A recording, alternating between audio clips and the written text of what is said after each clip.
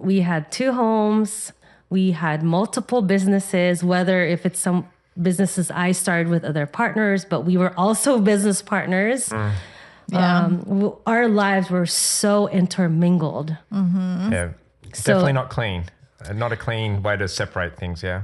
Yeah, I mean, I would like to delve into more about what a clean process would be like. I'm curious to know what that would be. But going back, the planning was so key to the ending part. And the ending is not just a straight, direct, black and white. This is it. Everything is so process oriented. And fortunately for me, I had Josefti to turn to, especially for the financial portion of it. It was such a key component. So did you go, looking at that divorce process, specifically, did you both have, did you go through mediation? Did you guys both have your own attorneys? Like what team did you surround yourself with? And, I guess, what was it like for your ex there?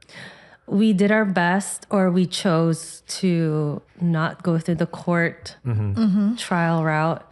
So we did our best to go through mediation. So, but by doing that, it's going to take, knowing that it'll take longer than we'd like.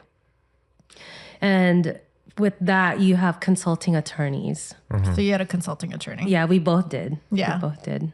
Okay. And just looking up on that process, what do you think, just really quick, what do you think worked well? What do you think could have worked better? Would you, if you had to do it again, would you go down that same route as well then? Yeah.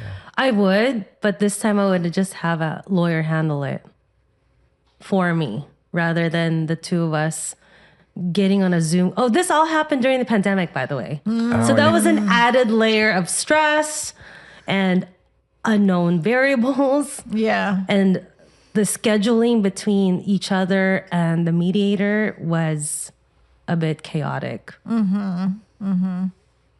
And what'd you like about mediation?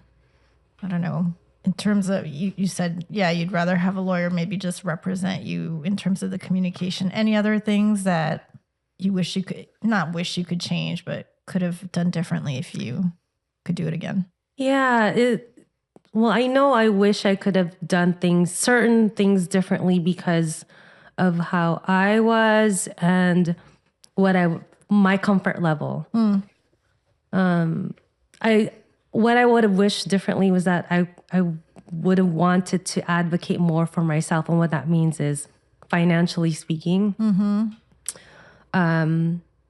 probably bringing in a forensic specialist, or a CDFA or something, one of them. Some kind of accountant. Yeah. Had you heard of the term collaborative divorce beforehand? No. Yeah. Yeah. See, a lot of people don't know what that is either. No. Yeah.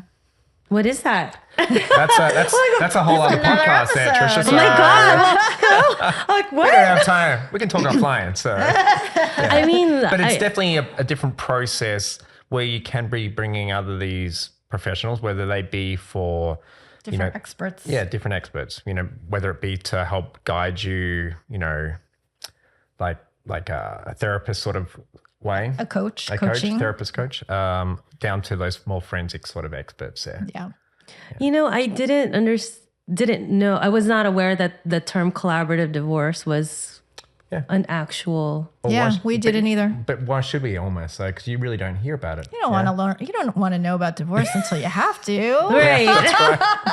So, I mean, I think how many it makes people will sense. listen to divorce podcasts if they're not getting divorced? Exactly. I did set the intention throughout the whole entire process, and each session I would have, mediation session or whatever session that was required for us to meet in that divorce, to take care of divorce logistics or process.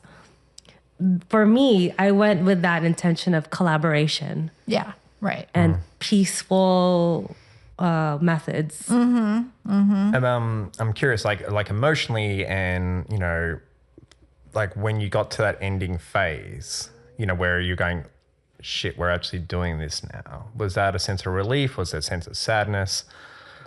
both, was mixture? Mixed bag. Yeah. Mixed bag.